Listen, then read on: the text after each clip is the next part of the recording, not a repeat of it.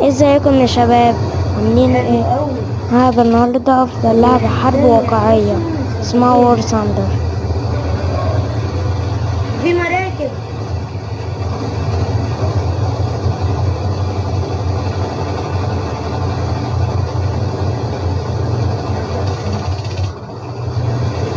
المفروض يا جماعة الكورة اللي بتتحرك دي أخليها على الكورة اللي هتظهر لي دلوقتي.